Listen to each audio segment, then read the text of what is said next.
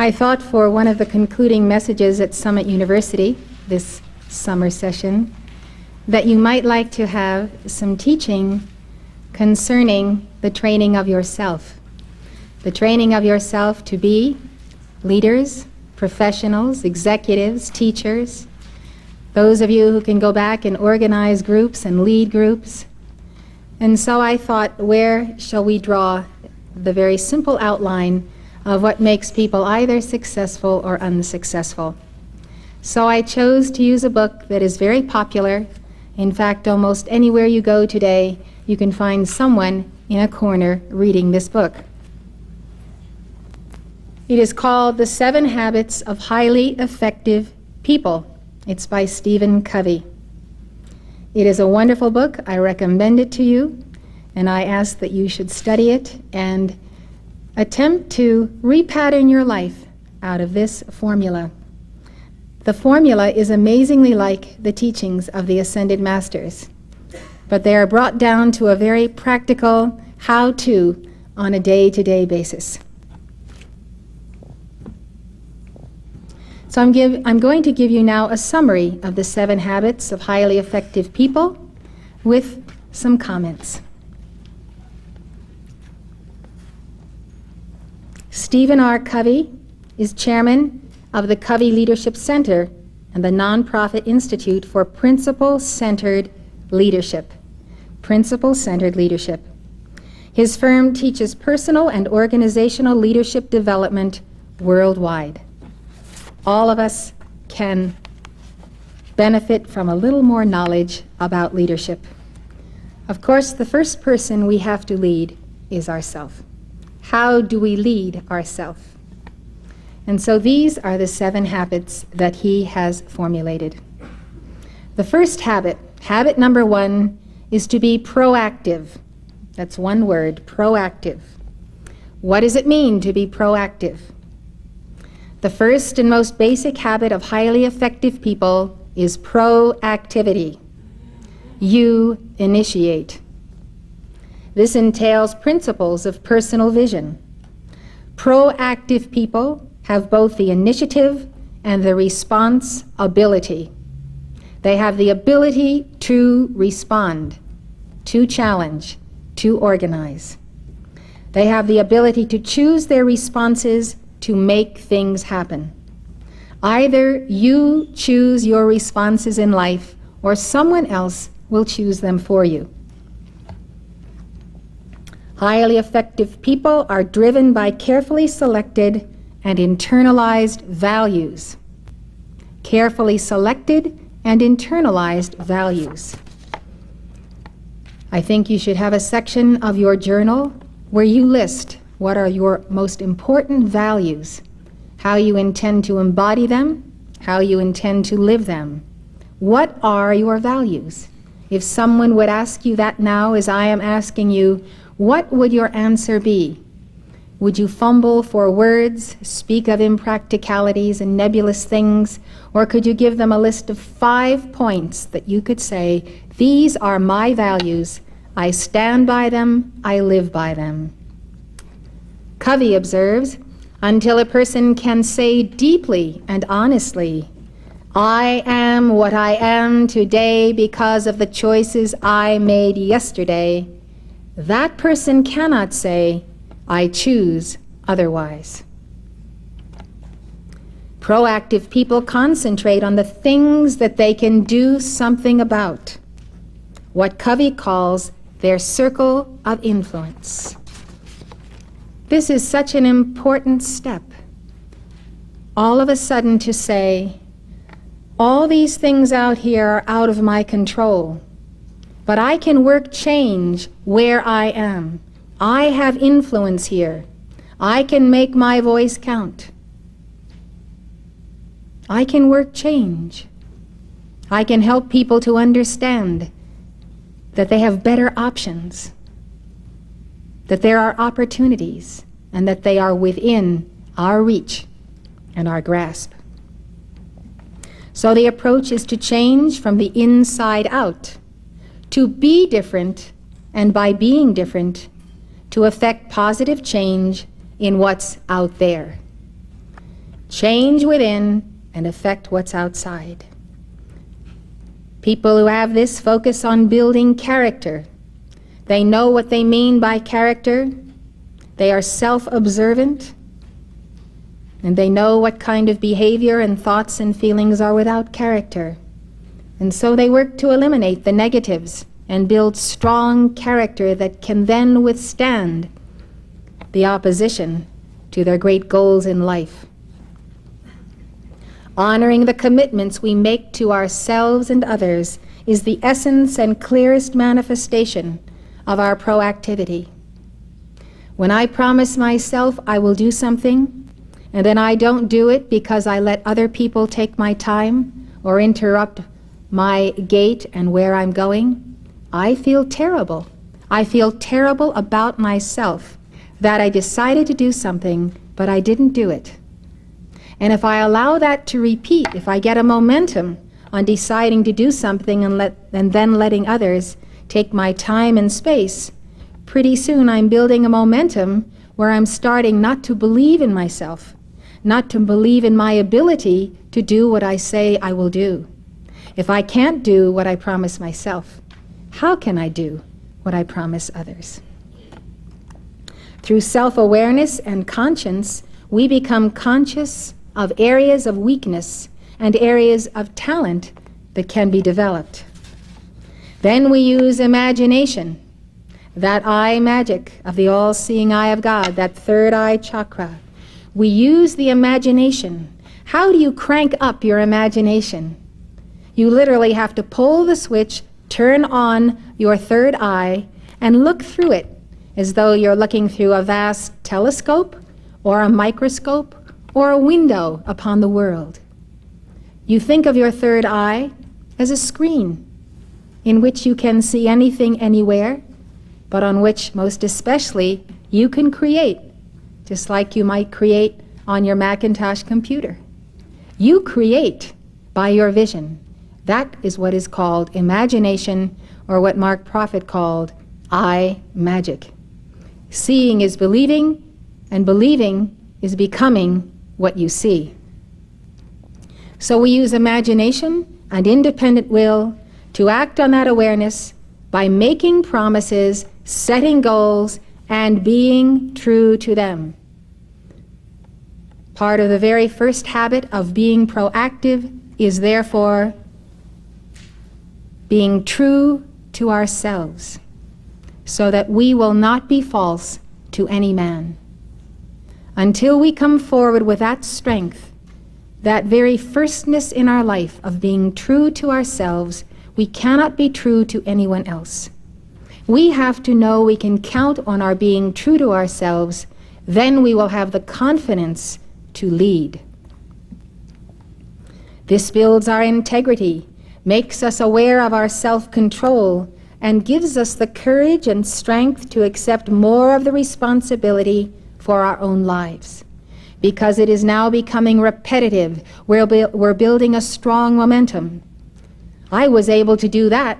Now I know I can do this. Why, I've done this many times, so I can commit to doing it again. The habit of success breeds confidence, and success is being true to yourself. As we create strength of character, it moves us in a balanced way toward greater effectiveness. We know when we are effective, and we know when we are not effective.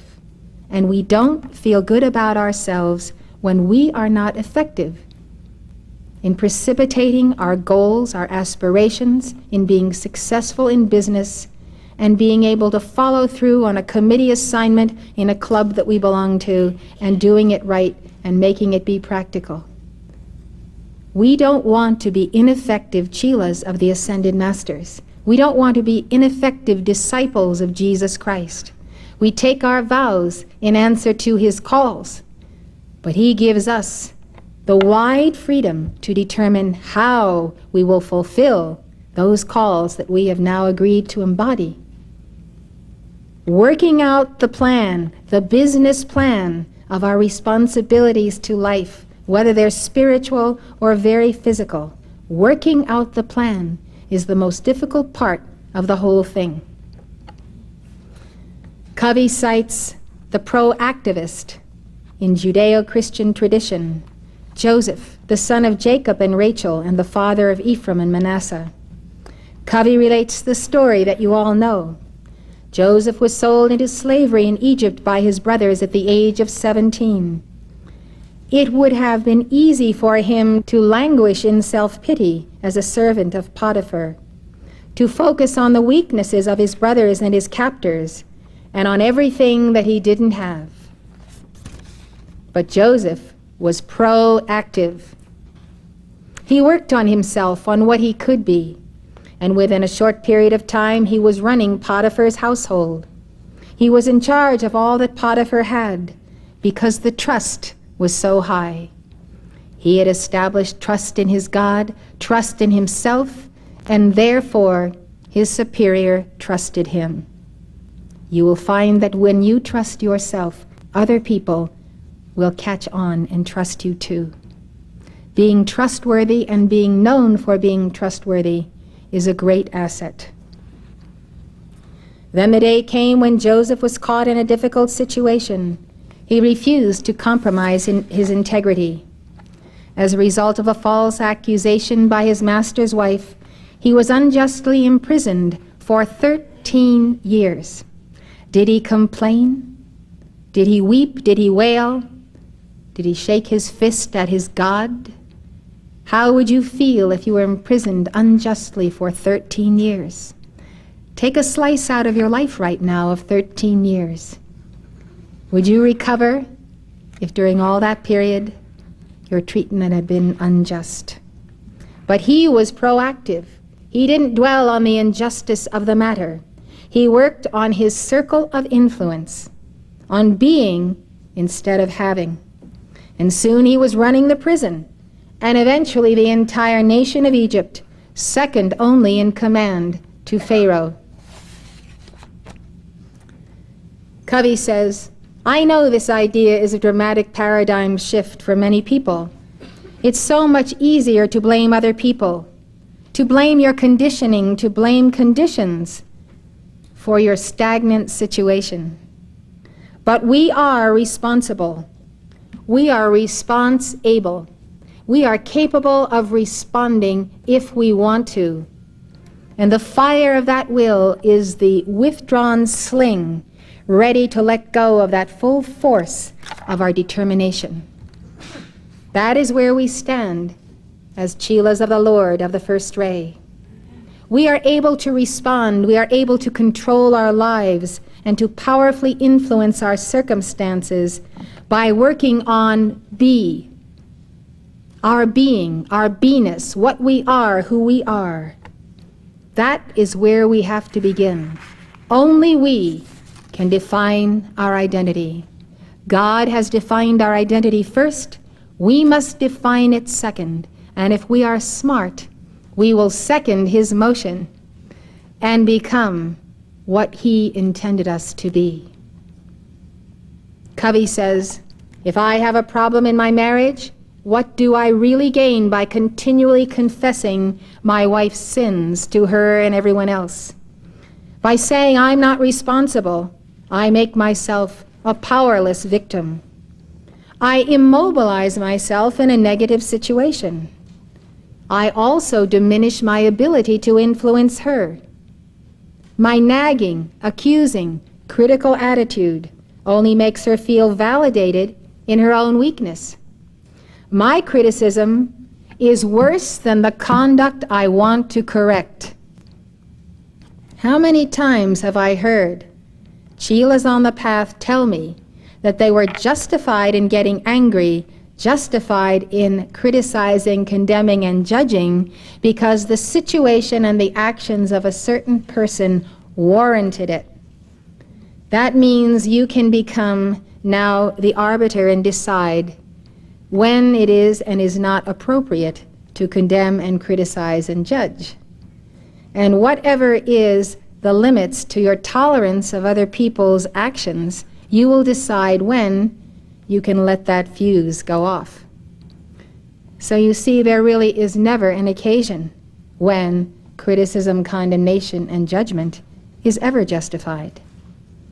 Constructive suggestion where it is asked for, fine. But the greatest response to any behavior is always the good example, the wise example, the listening example, the teacher. My ability to positively impact the situation withers and dies. If I really want to improve my situation, I can work on the one thing over which I have control, and that is myself. I can stop trying to shape up my wife and work on my own weaknesses. I can focus on being a great marriage partner, a source of unconditional love and support. Hopefully, my wife will feel the power of a proactive example and respond in kind. But whether she does or she doesn't, the most positive way I can influence my situation is to work on myself, on my being who I am, expanding and unfolding the flower of my potential, and then using it to support others in the same process. There are so many ways to work in the circle of influence, to be a better listener. Can't we all be better listeners? So often you see when you are talking to someone, they are not really listening. They're just waiting for you to stop so that they can tell you what they want you to hear. To be a more loving marriage partner. To be a more loving marriage partner is to remember that as the years go by, we still must nourish the flame of love and of caring and doing little things for one another, nurturing, bringing joy and happiness, especially when people are serving together in the tensions of a high-powered career, a lifetime assignment, a full-time job, disseminating the teachings of the Ascended Masters. A more loving marriage partner, to be a better student, to be a more cooperative and dedicated employee. Sometimes the most proactive thing that we can do is to be happy and just to genuinely smile. Happiness, like unhappiness, is a proactive choice. There are things like the weather that our circle of influence will never include. But as proactive people, we can carry out our own physical or social weather with us. We can be happy and accept those things that at present we can't control, while we focus our efforts on the things that we can. It is almost a relief to the psyche to accept the inevitable that there are a multitude of things in this world over which we have no control, and then to remember that God has control over all of them, and that through intercessory prayer we can call upon Him to take control and command of those things over which we have no control. So there is a vector here of the line being drawn to God, and then the line coming down again to that place on earth where we have directed prayer. We put the matter in God's control, and then we see action, and we are happy to have been His partner in the results. Habit 1, be proactive. Take initiative, take action, and take it with thought. Habit 2, begin with the end in mind. If you're going on a trip and you have a map in front of you, you look at where you are, you look at where you're going, and you look at the shortest distance or the best way of getting there, the best roads. You simply don't start out without a goal. That is how every day of your life and your entire life must be. Before you begin, have the end in mind. Habit 2 involves principles of personal leadership. To begin with the end in mind is to use the image or paradigm of how you want to be remembered at the end of your life as the frame of reference by which everything else is examined. What will I have accomplished? Will I be remembered at all? Will I have fulfilled my reason for being? The word paradigm comes from the Greek. In a general sense, it's the way we see our world. It's our frame of reference, our point of view, our way of perceiving, understanding, or interpreting. By keeping in mind what really matters most to you, you focus your awareness on where you are going. You better understand where you are now, and you take steps in the right direction. According to Covey, all things are created twice. Habit 2 is the first creation, the mental blueprint. The mental blueprint. Conscious creation requires imagination. You can't create a thing if you can't see it. Imagination and conscience. Conscience tells you whether what you are creating is right or wrong, whether it will better yourself and society, whether it will bring good to people. Imagination and conscience are the handmaids of conscious creation. Covey says that the second creation, what brings the blueprint into the physical dimension, is habit 3. Habit 3, begin with the end in mind. The key to beginning with the end in mind is to develop a personal mission statement. A personal mission statement. It's like forming your most definite major purpose under the Napoleon Hill framework. Covey puts it this way: your mission statement becomes your constitution, the solid expression of your vision and values. It becomes the criterion by which you measure everything else in your life. Everything else in your life is measured by your mission as stated in your constitution. Writing or reviewing a mission statement changes you because it forces you to think through your priorities deeply, carefully, and to align your behavior with your beliefs. You have a sense of mission about what you're trying to do, and you are excited about it. Covey tells the story of Viktor Frankl, a Jewish psychiatrist who survived the death camps of Nazi Germany. Frankl accepted his freedom to choose his response to his circumstances.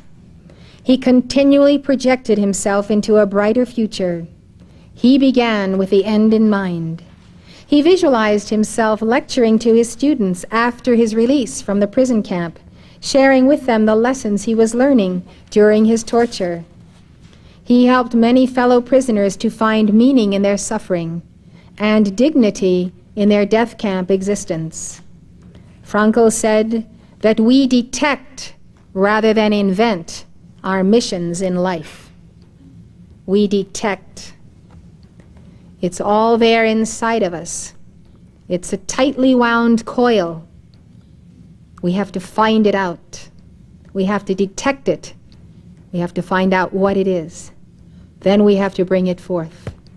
Just like the little child in the Montessori classroom, the little child who discovers who he is inside by what is in his environment, but by that very special exercise that makes him understand something more of himself.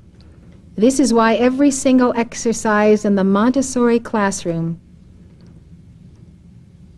affects the child in a way that that child knows himself better for the exercise. This is why the child loves the exercise and does it over and over and over again through the cycles of bringing into form, the cycles of creation, until he has become the exercise. He has realized its object. He is it. He goes on to the next one to discover in wonder another part of himself. He is putting the parts of his house together, and his soul, through that, can magnify the Lord, because the soul is intact. The soul is being made whole by this contact with these magnificent and scientifically designed exercises and equipment that Maria Montessori has given us for the classroom. Frankl said, "Everyone has his own specific vocation or mission in life. The child knows this when he was born. If we have not found it, we must go within and do so. Frankl said, therein he cannot be replaced, nor can his life be repeated. Thus everyone's task is as unique as his specific opportunity to implement it. I fully believe that every one of you and everyone on earth has a very unique calling. When you find it and you are in it, every once in a while when you take a breath from the all-consuming joy of your labor and your mission, you look around and you see that there really is no one else who can do your job. No one else quite like you. No one else who is so needed in a particular job, in a particular calling, in a particular place with particular people, all ordained by God. One of the tragedies that happens to people in life is that they lose the concept of the uniqueness of their mission, and that they are unique to so many people whose lives they touch every day. This often comes because of a sense of absence of self-worth, psychology that is not good, that gets in the way of fulfillment.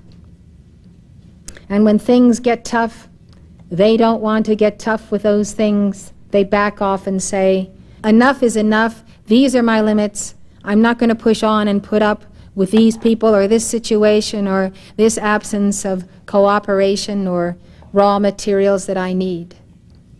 It's for want of knowing that if you have a mission and you are in your place, there will be opposition. It will be hard.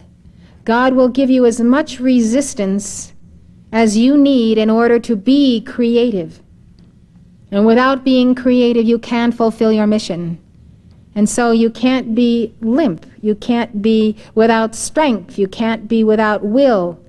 And the amount of force that you have to apply to your mission to be totally creative, to realize it, is the amount of force of karma coming upon you, of initiation from God, just enough pressure so that there will be a melting of the elements and an alchemy in your being, and the fire of God can then burn on the altar of yourself. No mission is a mission unless it is hard, unless you sweat blood and tears, unless you put in long hours. No one has ever fired the magnificence of the paintings, the art, the architecture, science, invention, and the builders who have built the magnificent bridges and tunnels and amazing structures that we see in this society and from the ancient days of Atlantis. And think of the sweat that went into the building of the pyramids, or of the Hebrews as they were under Pharaoh and under their taskmasters. What was God doing, allowing people to be under such intensity of work? He was moving them to the place where they preferred him and his creative powers than all of these things. He was moving them to the place where they could transcend themselves and they could discover through a dedication and a mighty work that they could become more of who he was and who they were in one place. Something has gone wrong in the earth. Socialism, communism, more and more handouts from the government, more and more demanding, do something for us, do something for us, do something for us. The value of this pain, this heartbreak, this pressing on, this pushing through, this knowing that if you don't surrender to your highest self and highest purpose, you will fail. That has to be inculcated into our children, into ourselves. You cannot sit back and look at people who are a success and think that you are excluded from the circle. You just have excluded yourself, that's all. Because our books and our classrooms haven't taught us what it really takes to reach this pinnacle of being, lifetime after lifetime. This is what this particular habit is all about. Begin with the end in mind. Know what that end and goal is, and then give all of your life and your heart to it. Give everything you have to it, so that when you get there, and you will in time and space, you can look all the way back and say, I am who I am today because of the decisions I made. And you will remember those decisions as the turning points in your life, and you will know when and where and the day and the hour when you defied the oppression of your own unconscious, your own carnal mind, your own dweller on the threshold, and you said, not so. I in God and God in me is greater than all of this. I will not take no for an answer, and I will push through. I will push through. Frankl said, ultimately, man should not ask what the meaning of his life is, but rather he must recognize that it is he who is asked. The world is asking you. Your soul is asking you. You are on the line to declare the meaning of your life. And you must pray and work till you find it. How do you find it? You always take the nearest human footstep in the best and rightest direction you know, in the most constructive serving and giving of yourself, and then pray to God to keep leading you in the way that you should go until it becomes absolutely clear. The worst thing you could ever do is idle and sit there month after month and year after year and say, well, I've never quite figured out what my divine plan is. What should I be doing with my life? The answer is you should be doing something constructive, and doing it well, because you will be led to the next something that you should be doing.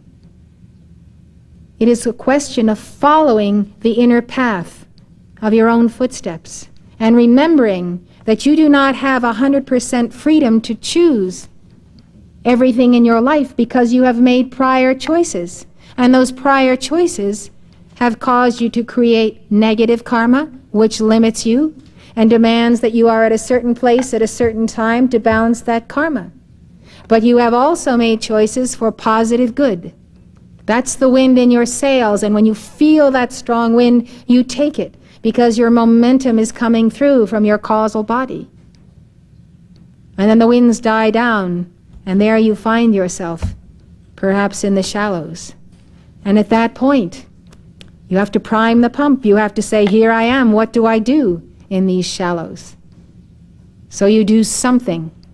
Something that you know is constructive, will bless life, something that you do cheerfully, joyously, lovingly, and that you know, because you know the law and the science of karma, is the process of balancing karma. And you invoke the violet flame along with it, and by you find that that karma is past. It's the steady, daily, plodding service that has its bright and creative moments, its hard work, its joys, its disappointments, its trials, its errors, its mistakes, learning from them, doing it again, and having succeeding victories because you've learned from so many past actions. You need to be on the move. You cannot stagnate. You have to be doing something. So you do the nearest thing you can see that is right for you to do, proceeding with caution in business and good sense and discernment, and being careful not to jump at schemes without totally investigating the schemes and the people who are coming to you with those schemes. Every step you take is either karma balancing or karma making. So you be careful with the steps you take. Frankl says, in a word, each man is questioned by life, and he can only answer to life by answering for his own life. To life he can only respond by being responsible, capable of responding and responding. Covey gives a practical example of how to apply the second habit, begin with the end in mind. He writes, in developing our own self-awareness, many of us discover ineffective scripts, deeply embedded habits that are totally unworthy of us, totally incongruent with the things we really value in life. Habit 2 says, we don't have to live with those scripts. We don't have to live with those scripts coming out of the subconscious, coming out of past records that are not at all like we are today. We are response-able to use our imagination and creativity to write new ones that are more effective, more congruent with our deepest values, and with the correct principles that give our values meaning. Principles give values meaning. Suppose, for example, that I'm highly overreactive to my children. Suppose that whenever they begin to do something I feel is inappropriate, I sense an immediate tensing in the pit of my stomach. I feel the defensive walls go up. I prepare for battle. My focus is not on the long-term growth and understanding, but on the short-term behavior. I'm trying to win the battle, not the war. I pull out my ammunition, my superior size, my position of authority, and I yell or intimidate, or I threaten, or I punish. And I win. I stand there victorious in the middle of the debris of a shattered relationship, while my children are outwardly submissive and inwardly rebellious, suppressing feelings that will come out later in uglier ways. Now, if I were at my funeral and one of my children was about to speak, I would want his life to represent the victory of teaching, training, and disciplining with love. Disciplining over a period of years rather than the battle scars of quick fix skirmishes. I would want him to remember the times he came to me with his problems and concerns. I would want to have listened and loved and helped. I would want him to know I wasn't perfect, but that I had tried with everything I had. And that perhaps more than anybody in the world, I loved him. The reason I would want those things is because deep down, I value my children. I love them. I want to help them. I value my role as their father, but I don't always see those values. I get caught up in the thick of the thin of things. The thick of thin things. What matters most gets buried under the layers of pressing problems, immediate concerns, and outward behaviors. I become reactive, and the way I interact with my children every day often bears little resemblance to the way I deeply feel about them. Because I am self-aware, because I have imagination and conscience, I can examine my deepest values. I can realize that the script I'm living is not in harmony with those values. And I can change. I can change. We have the alchemy of change within our hearts. It's the spark of immortal life. We have the alchemy of change in the gift of the violet flame, in our teacher, Saint Germain, who teaches us the alchemy of self-transcendence. We can transcend the former state and move on. We, because we are sons and daughters of God. I can live out my imagination instead of my memory. I can tie myself to my limitless potential instead of my limiting past. I can become my own first creator. To begin with the end in mind means to approach my role as a parent, as well as my other roles in life, with my values and directions clear. It also means to begin each day with those values firmly in mind. Then as the challenges come, I can make my decisions. I can make them quickly because my values are in place. I know what I base my decisions on, and I have experience at making good decisions based on principles, values, character, and having probed the levels of my being and my psychology, I can act with integrity. I don't have to react to the emotion, the circumstance. I can be truly proactive, value-driven, because my values are clear. I know who I am. I know what my values are, and I am moving on. We come then to habit 3. Put first things first. First things have to be first in your life. Those things change their priorities based on events, tragedies, triumphs, situations. All of a sudden, a priority is here where it was there, because something has to take first place in our life. If it isn't already a crisis, it will become one if we don't put it first. Covey asks us to answer 2 questions. He says the answers we give will be important as we consider habit 3. Question number 1, write it down. What one thing could you do that you aren't doing now that would make a tremendous positive difference in your personal life if you did it on a regular basis?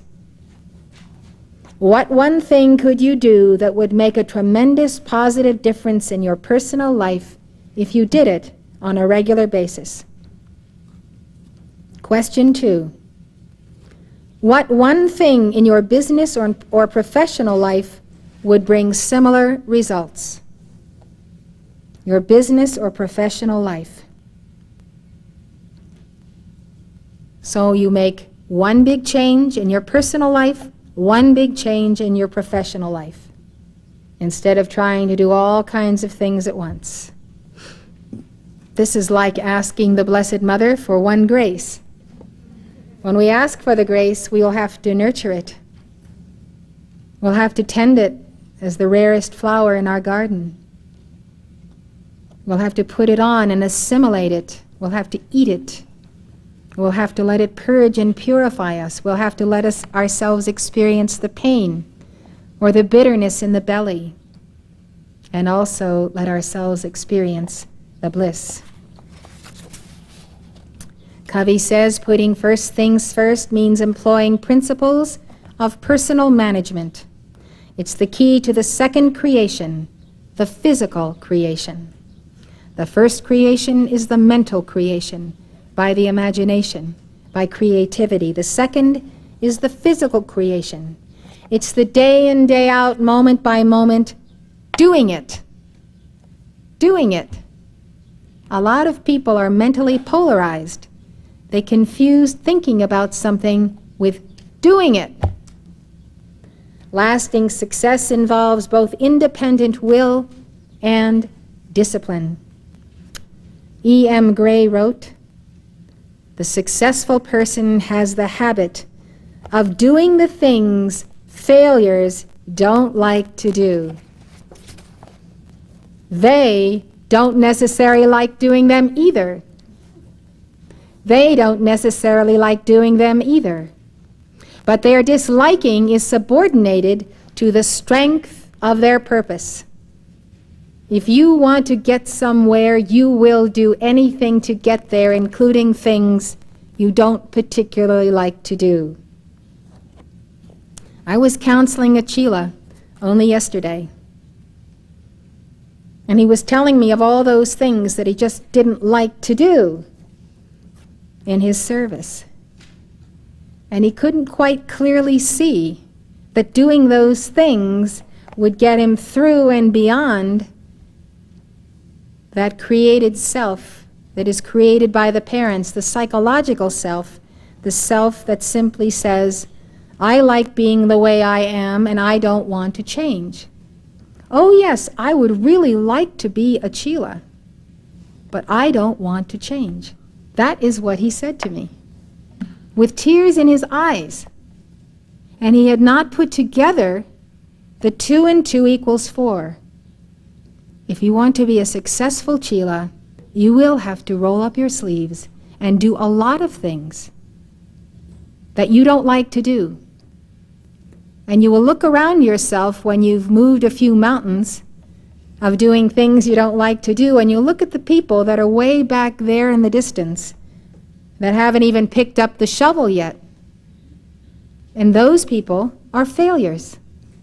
And if you go and interview them, they will tell you all of the circumstances in their lives that prevented them from succeeding, because they didn't have the gumption to get up and do something that they thought just wasn't worthwhile doing. There is an amazing consciousness in this world. Parents and parents of yourselves, just for the sheer self-discipline of it, make yourself do some things you don't like doing. I was telling him I did all kinds of things I didn't like doing, including sitting there and counseling him.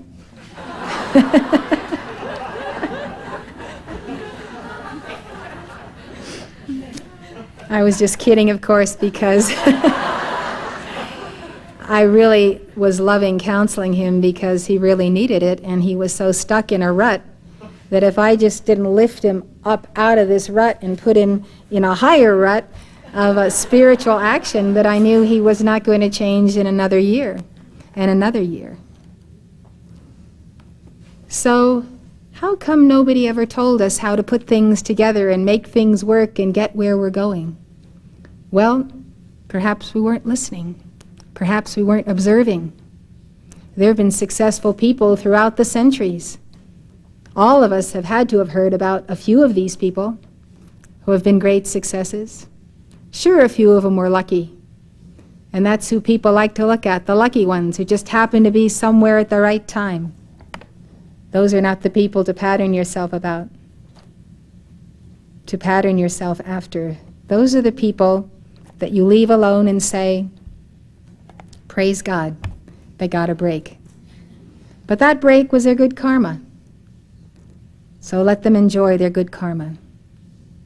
If we are really willing to look and study people, we will see that every successful person is a formula to success. And if we really want to be successful, we'll find out what makes them tick and how they got where they were going. That's what Napoleon Hill's book is all about, and I suggest you get that book, The Law of Success. I suggest you read his other books, because he went about interviewing all kinds of famous people who were successful. And the stories in the book tell you why these people became multi-millionaires. What were the principles that they practiced in life whereby they were making good karma, putting out good energy, giving more than was expected of them, and reaping the rewards and the return. Covey says that having a mission, a clear sense of direction and value, a burning yes inside, makes it possible to say no to other things. Saying no to other things. I have said thousands and thousands and thousands of no's to other things all of my life, because I always had a sense that I knew where I was going and what I had to do to get there, and I would not let anything else get in my way. This is the momentum I have, but I've noticed that if you don't practice that momentum, you can think you have it, it might be slipping.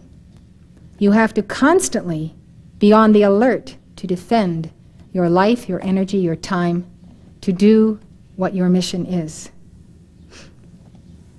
Covey suggests creating a weekly schedule rather than just a daily schedule. Your weekly schedule should include time for what is most important to you. I have found that when you don't include in your schedule what is most important to you, it encourages negative feelings, like you're not properly nurturing yourself or nurturing your cause. What is most important to you, which means you have to decide, of course, what is most important to you. Scheduling time for priorities is fundamental to effective personal management. According to current time management theory, two factors define an activity: urgency and importance. Effective people stay away from activities, whether urgent or not, that are simply not important. You have to decide what's unimportant in your life, get rid of it, and don't let it waste your time. Unimportant things are big time wasters. They also reduce the need for crisis management by spending more time on preventive maintenance, preparation, long-range planning, relationship building, exercising, recreation, the important but not urgent activities. These activities contribute to our mission, our values, our high priority goals. Every one of the 7 habits is in this category. Every habit deals with fundamentally important things which, if done on a regular basis, would make a tremendous positive difference in our lives. To say yes to important priorities, you have to learn to say no to other activities, sometimes apparently urgent things.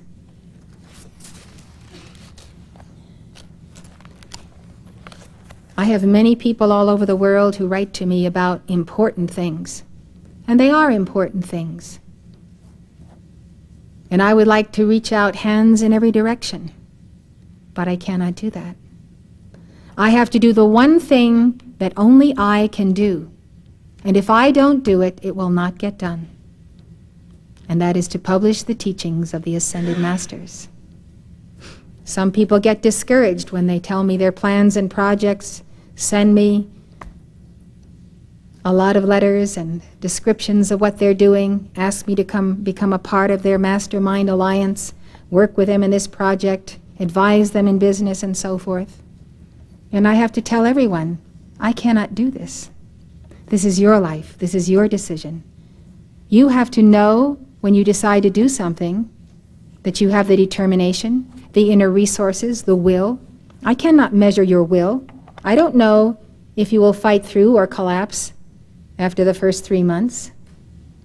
I don't know all about you to make your decisions for you. The path of Chilaship is that you make your own decisions. And what I give you is the tools to make those decisions. The dictations, the lectures, the teachings of the Ascended Masters, the pearls. Every week you get a letter from me, the pearl of wisdom. Some people don't read them. They miss their daily bread. They don't assimilate the word. And so they're not moving forward. They're not growing. They're not taking the dictation that was given for them for that week. I put all of my being and all of my love into editing the pearls of wisdom because I know that it is your banquet in the wilderness that the Lord has prepared before you, that table in the wilderness. So if you don't assimilate it, how will that substance, that energy grow in you, blossom in you, unfold in you new ideas? I have letters from people who read every single pearl. They say the key to getting the pearls read is to read it the moment you get it in the mail. Take it out of your mailbox. It's your priority. It's a message from the Ascended Masters. You go where you are undisturbed, you open it, you read it from beginning to end. You read it the next time, and you underline all the important parts that you want to remember and put into your prayer calls. Each time you read it, because time passes, challenges come, something else will come out. You have approximately 7 days to assimilate it, which is a process of self-creation. And then, hopefully, the next pearl is there. So I'd like to give you a story that Covey uses to demonstrate this point. The point of being able to say yes when you can say yes, and say no when you have to say no. Some time ago, my wife was invited to serve as chairman of a committee in a community endeavor. She had a number of truly important things she was trying to work on, and she really didn't want to do it. But she felt pressured into it and finally agreed. Then she called one of her dear friends to ask if she would serve on her committee. Her friend listened for a long time and then said, "Sandra, that sounds like a wonderful project, a really worthy undertaking. I appreciate so much your inviting me to be a part of it. I feel honored by it. For a number of reasons, I won't be participating myself, but I want you to know how much I appreciate your invitation." Sandra was ready for anything but a pleasant no. She turned to me and sighed and said, "I wish I had said that." Covey says, "I don't mean to imply that you should not be involved in significant service projects. Those things are important. But you have to decide what your highest priorities are and have the courage pleasantly, smilingly, non-apologetically to say no to other things. And the way you do that is by having a bigger yes burning inside. A bigger yes burning inside. The enemy of the best is often the good. You can't do your best when you split yourself up to do all these good things. Where is your best achievement? It is fragmented. It is interrupted. The creative spiral is interrupted. When you have a real fire in yourself to accomplish something, I have found that the best way to do it is to burn the midnight oil. And that's the way my psyche works. That's the way my being works. If I'm on fire for a book or a project, I can only sleep a few hours and I have to get up and work on it until I can no longer hold my eyes open, and then I sleep and then I get up. And that is the way I have brought forth the books I've done. If I try to do them a little bit each day on some kind of a regular routine, I lose that creative momentum, that endowment of fire to complete something. And because there are so many urgent things that come to my attention that I need to deal with, I can tell you that I have any number of unfinished projects on my shelves. One thing that I tell people so often is that it is your fear and your insecurity that makes you think that I have to know everything that's going on everywhere in this organization as soon as it happens, and that if I don't know about it on the outer, then something will go wrong. You can do much about those situations. You're in a position to be proactive and make decisions on them. But you can also appeal to my mantle at inner levels, give those 7 calls for illumined action, which are a matrix of intense determination, and that's how you should always give them. Give those calls, call to the messengers, call for my mantle, call for my presence there, and I will be there. I promise you. It is the law of my being. My presence can be anywhere you are that you need me. Just believe me when I tell you it is so. And so I will be there. Call my name and do it with determination. Demand that I come. You don't have to have me physically involved, although I might be a little bit later when I get back to my inbox and my phone messages. This is very important. Almoria once said, "Let the messenger be the messenger." If you want me to be all things to you, then there is one thing I will not be, and that's the messenger. You need to say the same about yourself. I always tell students, your mission, your life, is absolutely equally as important as mine. Maybe it's of greater importance. After all, the cycles move on. We expect those coming after us to exceed us. There may be only one thing different between you and me. I have accepted that I have a unique mission, that life depends on me, that Almoria depends on me, that you depend on me. And I feel joyous and serious about that. I don't think all of you see yourselves as being absolutely indispensable to this age, to this cosmos. Your place in this universe is held for you. And if you don't fill that place, it becomes a black hole. No one else can fill it. 3 or 5 people might try to duplicate what you might have done, but they will never be able to do it as you could do it.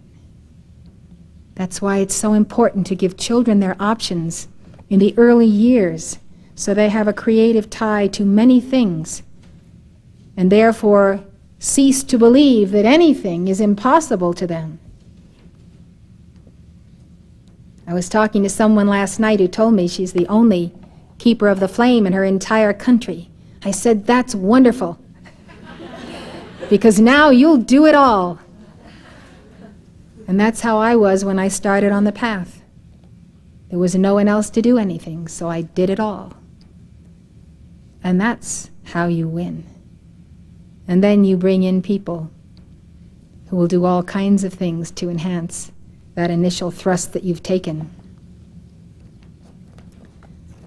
Keep in mind that you are always saying no to something. That's Covey's statement.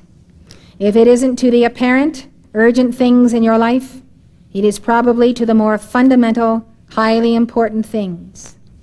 Even when the urgent is good, the good can keep you from your best, keep you from your unique contribution if you let it. Even in an urgent situation, are there others who can take care of it? Usually there are, but if there is no one, you do have to leave off that mission, that most definite major purpose. You do have to run and rescue the child, rescue the situation. You do have to tend to these things. There are times when you have to say yes, and when you do in those situations, you're sacrificing a little portion of your Christhood. You're laying down your life for your friend and a little portion of your mission. But Jesus said he could lay down his life and take it again. You can redouble your efforts, regroup your forces, and continue on in the direction of your purpose. But when you are on the path of the Ascended Masters, you will make the right decision to not always say no when you perceive that that need is real and you are the only one around who can really meet that need. That is not pride. That's knowing who you are. That's knowing what your mission is, that you are there to help when you are called. Now we come to habit 4.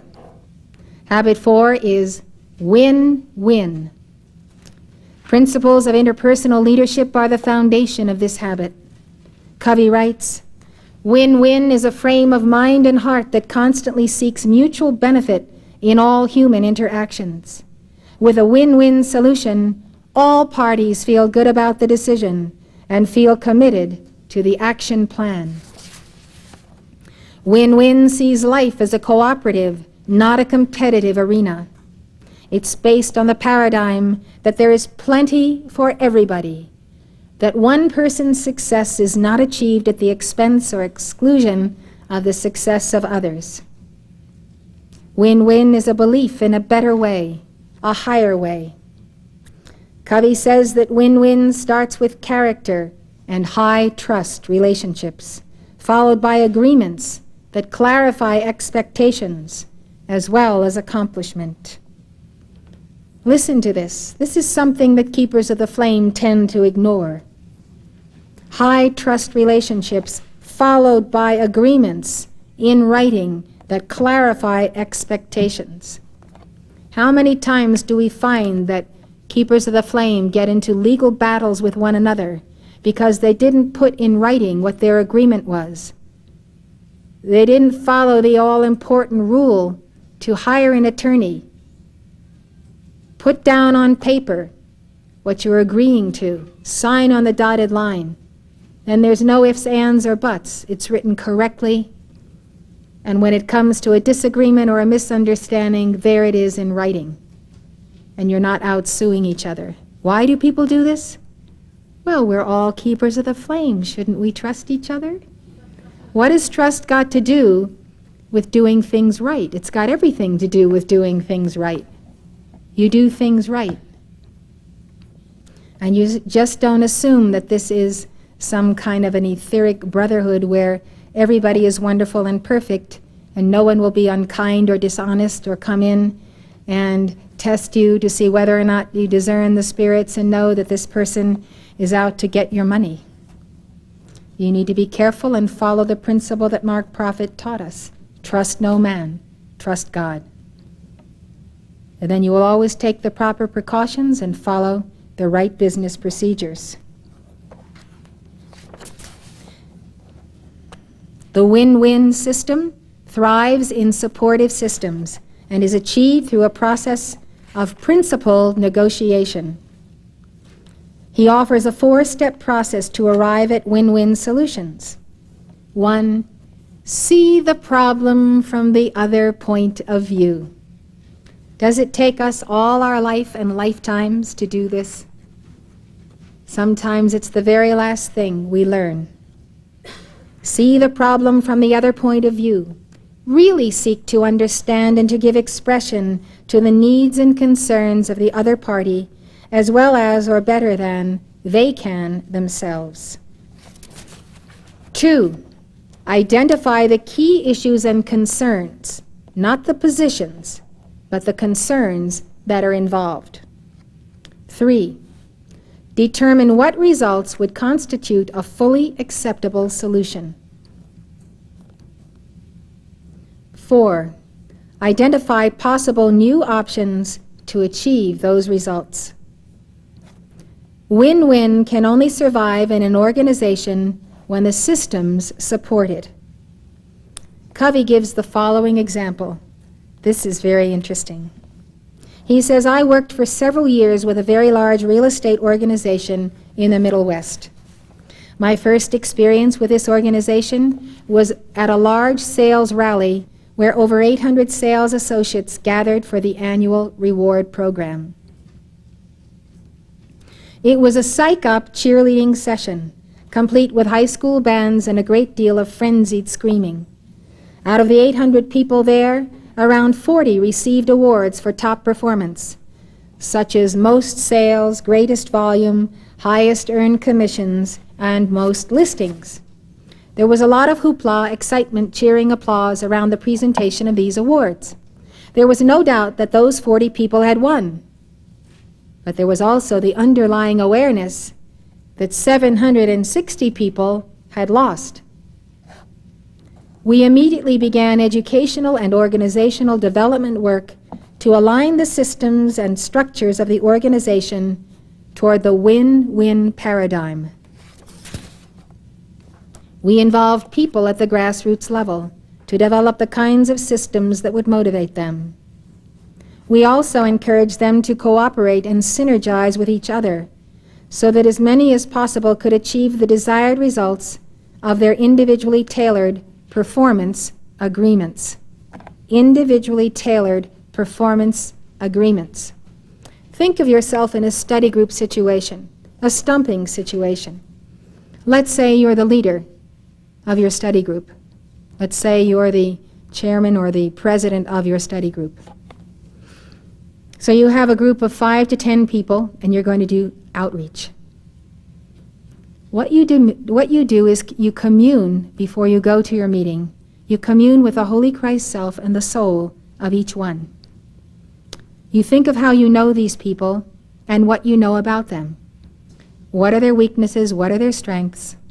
What are they able to do? Then you sit down and have a meeting and ask them what they perceive their strengths to be, as well as their weaknesses. You ask them what they do best and how they see themselves in this group team effort of outreach. So when everybody has put this on the table, then you talk about jobs that fit the people's ability. You don't give an expert person too easy a job, or he won't feel challenged. You don't give a person who doesn't have as many qualifications too much responsibility, because he will be overwhelmed.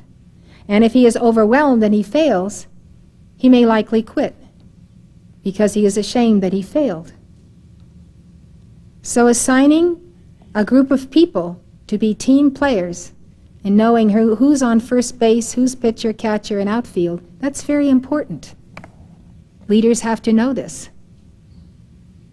And so what Covey is saying he did when he joined this real estate organization is he had individually tailored performance agreements. The people agreed to perform at a certain level and in a certain tailor-made job assignment.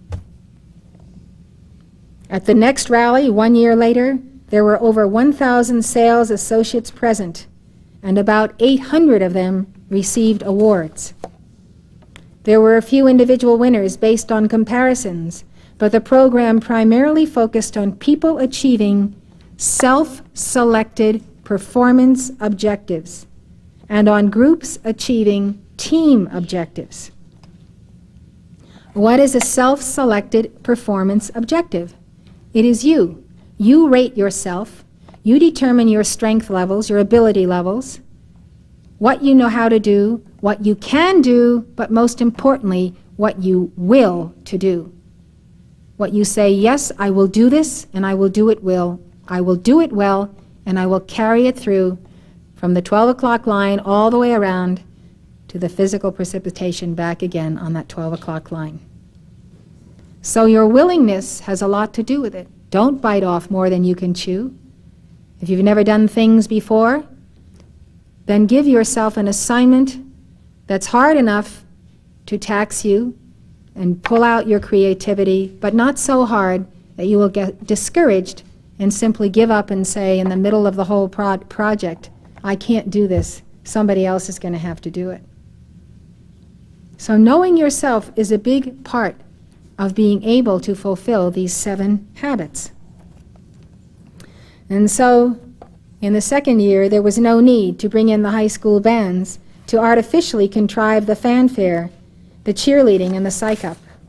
There was tremendous natural interest and excitement because people could share in each other's happiness, and teams of sales associates could experience rewards together, including a vacation trip for the entire office. The remarkable thing was that almost all of the 800 people who received the awards that year had produced as much per person in terms of volume and profit as the previous year's 40. The spirit of win-win had released enormous human energy and talent. The resulting synergy was astounding to almost everyone involved. The win-win spirit is planning what to do so that in what you do, everybody who's a part of it wins. Everybody wins, nobody loses. We don't have to take from someone in order to do good things for others. Habit 5. Seek first to understand, then to be understood. Sounds like the prayer of St. Francis. Covey introduces Habit 5 with the following story. Suppose you've been having trouble with your eyes, and you decide to go to the optometrist for help. After briefly listening to your complaint, he takes off his glasses and hands them to you. Put these on, he says. I've worn this pair of glasses for 10 years now, and they've really helped me. I have an extra pair at home. You can wear these. So you put them on, and it only makes the problem worse. This is terrible, you exclaim. I can't see a thing. Well, what's wrong, he asks. They work great for me. Try harder. I'm trying, you insist. Everything is a blur.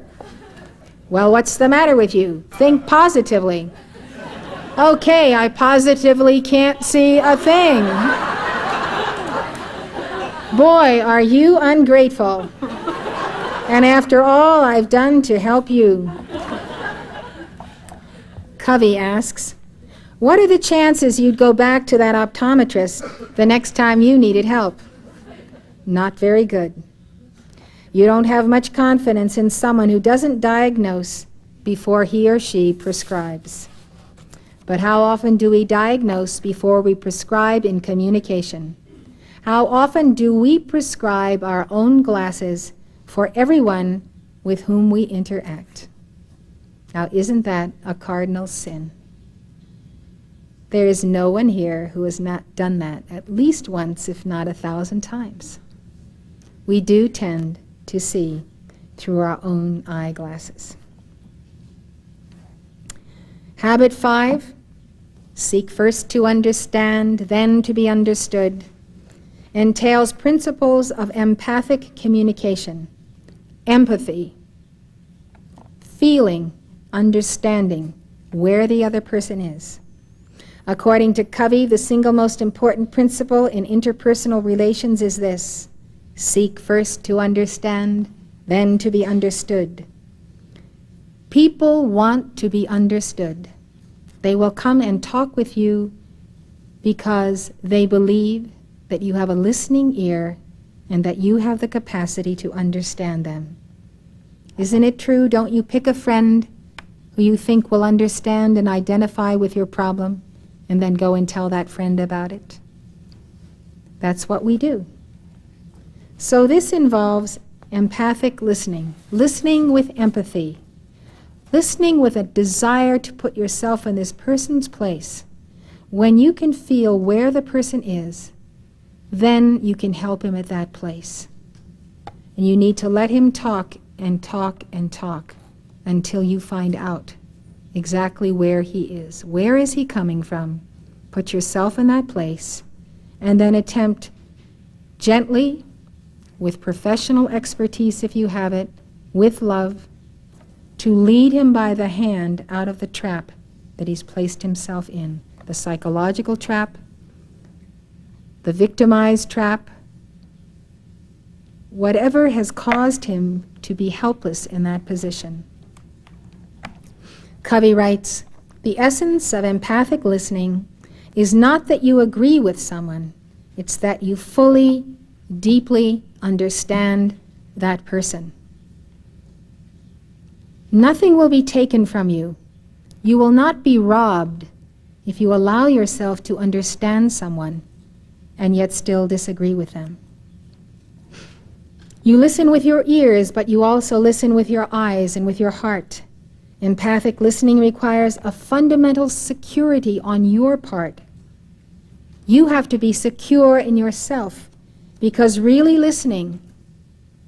really listening, you open up yourself to being influenced by others. You can be carried away in a flood of tears flowing from someone else. If you are secure in the bedrock of your own reality, you can understand and allow yourself to enter someone's world without descending to that level. You can be strong to help them out of it with empathy. Covey says that habits 1, 2, and 3 help you identify your changeless inner core, the principal center, that point of that sun center of the solar plexus, the seat of the soul. And from that principal center, you can handle the more outward vulnerability with peace and strength. Remember, the first 3 habits are: be proactive, begin with the end in mind, and put first things first. These help you identify your changeless inner core, the principal center from which you can handle the more outward vulnerability with peace and strength. When you have an accurate understanding of the problems and issues, then seek to be understood. Present your own ideas clearly, specifically, and in the context of the concerns and paradigms of the other person. Put it to him in his terms that he can understand. This approach increases the credibility of your ideas, and everyone benefits. Know your audience. Speak to them from where they are instead of from where you are. When we really understand each other, we open the door to creative, win-win solutions. Potential problems can be nipped in the bud. Our differences are no longer stumbling blocks to communication and progress. Instead, they become the stepping stones to synergy. Habit 6. Synergize. Synergize. Synergize. Synergy in communication is based on principles of creative cooperation. In simple terms, synergy means that the whole is greater than the sum of its parts. That's the principle of Napoleon Hill's Mastermind Alliance. You take 7 people apart, and they only are 7 ones. You put 7 people together in a mastermind alliance with their causal bodies, their inner Christ, their souls, their outer momentum and development, and they multiply one another. And you have an infinite capacity to tap the resources of the mind of God. So that's synergy. Communicating synergistically means simply opening your mind and heart and expressions to new possibilities, new alternatives, new options.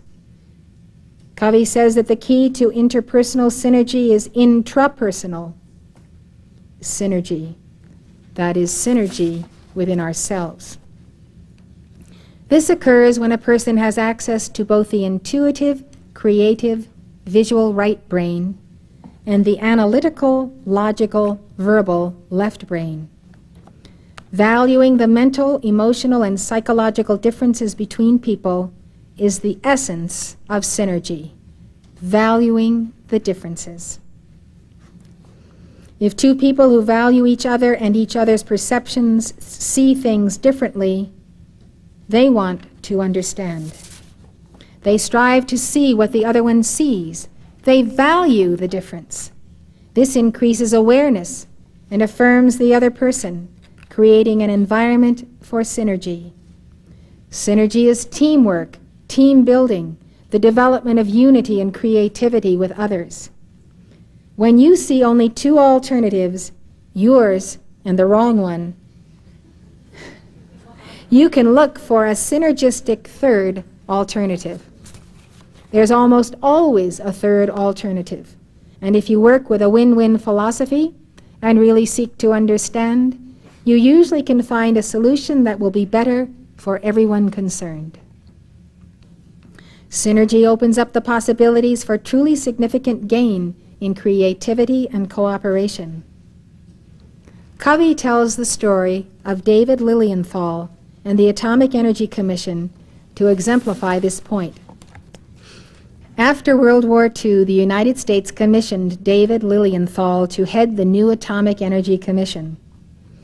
Lilienthal brought together a group of people who were highly influential, celebrities in their own right, disciples, as it were, of their own frames of reference.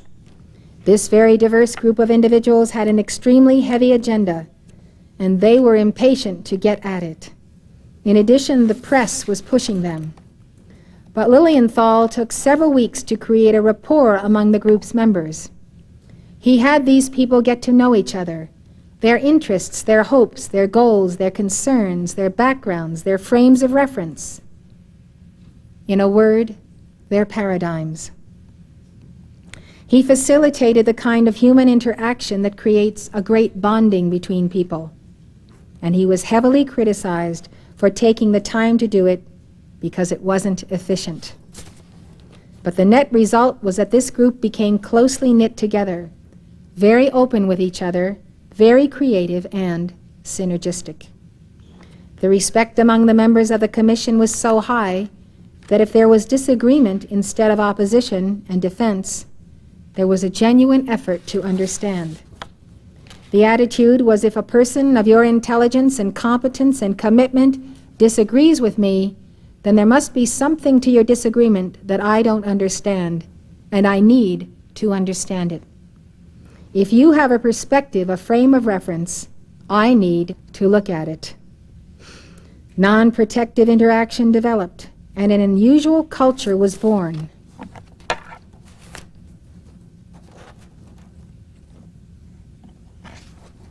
Habit 7. Sharpen the saw. Covey tells the following story to illustrate the importance of Habit 7.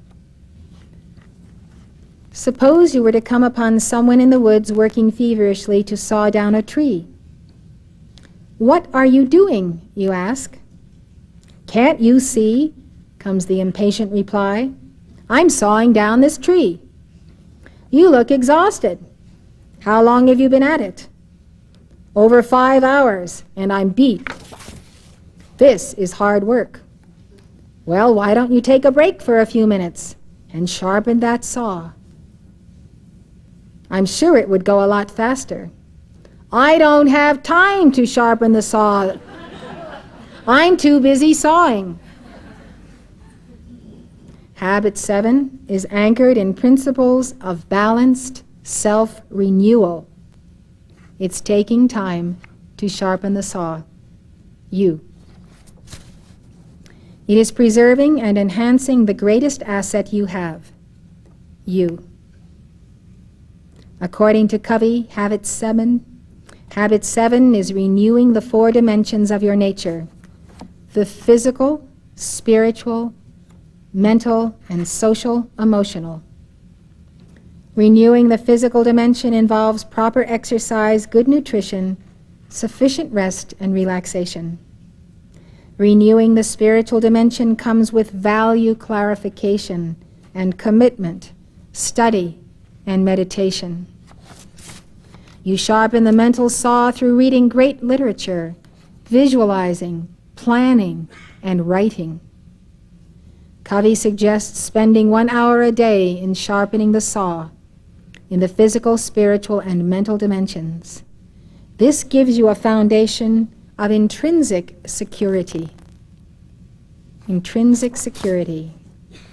Then you sharpen the saw in the social, emotional dimension by valuing the differences between yourself and others, and working for genuine understanding and for synergetic, win-win solutions in relationships. Covey says that renewal empowers us to move on an upward spiral of growth and change, of continuous improvement, if we also educate and obey our conscience. An increasingly educated conscience will propel us along the path of personal freedom, security, wisdom, and finally, power. In Covey's words, moving along the upward spiral requires us to learn, commit, and do on increasingly higher planes. This is a very important point for disciples on the path. How often have I seen people enter the path with tremendous enthusiasm? They don't want to climb the mountain, they want to run up the mountain, they want to leap, they want to spring like the deer and the elk. And this goes on for so many years. They are charging up that mountain. And all of a sudden they come to that place of the hardest rock of their inner core of resistance to God, to the path.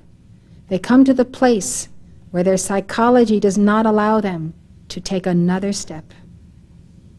They won't give up whatever it is about themselves that is not God. Maybe they don't know how, maybe it's willful, maybe they just haven't sorted themselves out. But they come to a place and they say, this is where I stop. And they come to the plateau. The problem is that some of these people have been on that plateau for lifetimes.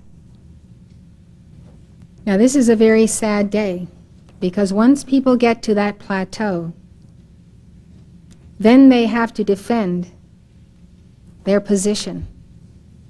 Why they're not self-transcending regularly, continuing up the mountain where the air is thin. Inevitably, they become negative. Because they are not now following the path, they have to criticize those who are following it, or they criticize the church. It's the church, you know. They will never say it's Mother or it's Elizabeth Clare Prophet. It's the church. Well, who is the church? Every one of us is the church, but when they say it's the church, they mean me. So I'm the problem, the way I do or do not do things. They have an argument with me, or they'll manufacture an argument with me. I mean a mental argument, a mental disagreement. Most of the time they will never bring it to me because they know that if they do, that the light of day will shine upon it, and that to accept the solution or the resolution, they're going to have to leave their plateau and keep climbing. We're nomads, you know. We seek no continuing city here. We're with Abraham. This happens to people, and this is why I believe Mother Mary gave us her all-important dictation, telling us that if we don't resolve our psychology, we will come to the place on the path where we will not take another step forward spiritually. Do not forget this teaching as long as you live. If you are stopped and you're not getting anywhere, you need to not only study the books I've recommended for you, you need to get in therapy with the right therapist. You need to be able to talk through what's bothering you. The problem is, most of us don't know what's bothering us. That's why there are professionals. It's lost in the deep canyons of the subconscious and the unconscious. We don't remember anymore what the pain was, what the hurt was, what the record is. It could be many lifetimes ago or this life, but we just don't know why we have this block. Covey says, moving along the upward spiral requires us to learn, commit, and do on increasingly higher planes. He knows the way, the truth, and the life. He happens to be a Mormon, but he knows the way, the truth, and the life, regardless of what religion he is in. He would know it wherever he would find himself, because it's written in his heart and written in his soul, and because Jesus has taught him. He knows what a lot of people in this organization do not know. You can't fool yourself by saying, I'm getting off the upward spiral staircase that leads to the secret chamber of the heart, and now I'm going to enter the treadmill of mechanization man. I'm going to beat the fates. I'll do a certain little amount of decrees, and I'll pay lip service to that, and once in a while I might read a pearl, and I'll come to the main conferences, and sometimes I'll go hear a dictation at church. You know, just keep your feet wet and pretend that you're getting somewhere. Why do people fool themselves? Why don't people know that everybody else but them knows what they are doing? It is very, very sad to me. There is no easy way to get through the dweller on the threshold. There's no easy way to probe that pain of the unconscious, or to unleash the anger or the rage that might come out of it. There is no easy way to do it but to do it, and to do it with a professional. All of your reading of books on psychology is not enough. There comes a time when you have to meet with someone who is a professional, and I'll tell you why. The soul respects a professional, a true professional. The best professional is one that's really good and that is also a student of the Ascended Master's teachings. There are a lot of professionals that aren't good, that aren't in the right vibration, and that will not help you solve your problems, but probably complicate them. You ought to ask a professional that you're thinking about hiring if they've done their inner child work, or if they're in any codependent relationships. Or talk to people who go to them and see if they're in codependent relationships with their own clients. You know, there's good and bad in every trade. We have to go forward. To stand still is to go backward. And anyone who thinks otherwise is absolutely fooling himself. Covey says, to keep progressing, we must learn, commit, and do. Then learn again, and commit, and do. Then learn again, and commit, and do again. He says the law of the harvest governs. We will always reap what we sow, no more, no less.